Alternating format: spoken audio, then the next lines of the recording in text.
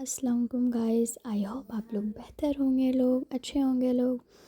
तो कल आप लोगों से हमने डिस्कस किया था अपने टाइम टेबल के बारे में। तो आज थर्सडे है, थर्सडे दिन के भी हमने मैथ्स एंड साइंस लिया था एंड उर्दू लिया था, तो उसका लेक्चर देखने वाले हैं।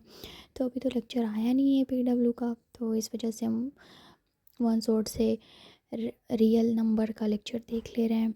ज़्यादा घंटे का तो नहीं होता है, 2 घंटे 50 मिनट्स का होते हैं, तो इसको हमने सोचा कि पहले ही कर लेते हैं। इसका नोट्स भी बना लेंगे, शॉर्ट नोट्स। और उसके बाद से डीपीपी, उसके बाद से साइंस का लेक्चर देखेंगे। वैसे भी मैथ्स को रोज़ाना लेकर चलना चाहिए, क्योंकि अगर रोज़ाना लेके नहीं चलते हैं तो वीक हो जाता है, फिर दिक्कत होती है, कई सारे मसले मसाइल आते हैं।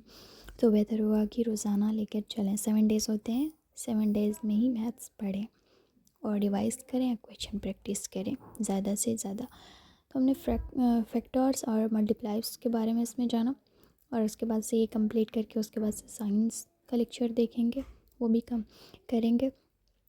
अगर ये अगर एक दिन में ये लेक्चर कंप्लीट नहीं हो रहा तो 2-3 रोज़ ले सकते हैं ये कंप्लीट करने में, लेकिन वन शॉट से अगर हो जाए पहले तो बेहतर है, काफ़ी ज़्यादा बेहतर है।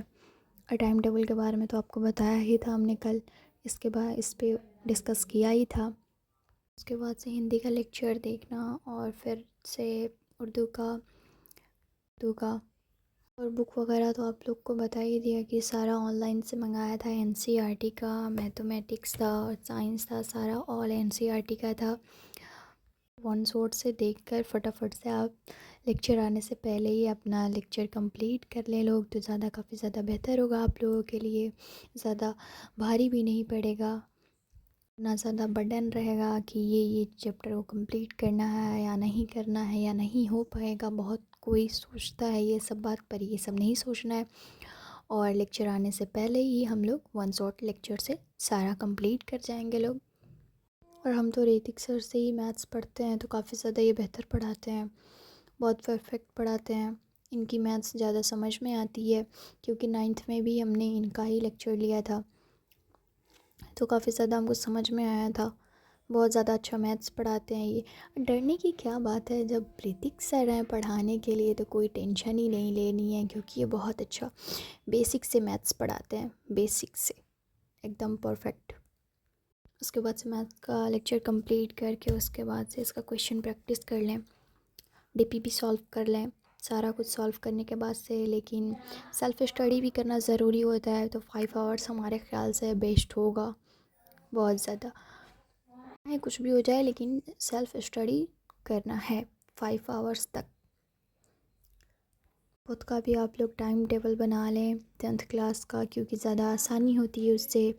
संडे को क्या पढ़ना है, मंडे को क्या पढ़ना है, 7 डेज़ में क्या क्या पढ़ना है, वो आपको समझ में आ जाएगा।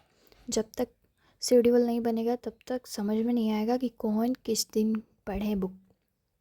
तो हमारे ख़्याल से बेस्ट है टाइम टेबल पे ज़्यादा फोकस करना, डिसिप्लिन में रहना, और कितने घंटे पढ़ाई करनी है, कितने घंटे सेल्फ़ स्टडी करनी है, कितने घंटे लेक्चर देखनी है, होमवर्क है, बहुत सारा कुछ है। तो आप लोगों को टेंशन नहीं लेना है।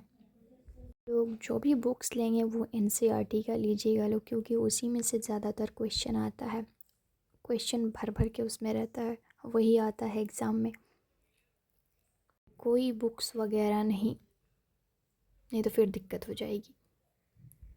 ओके, तब हम इसको कंप्लीट करते हैं, फिर आप लोगों से कल मिलेंगे।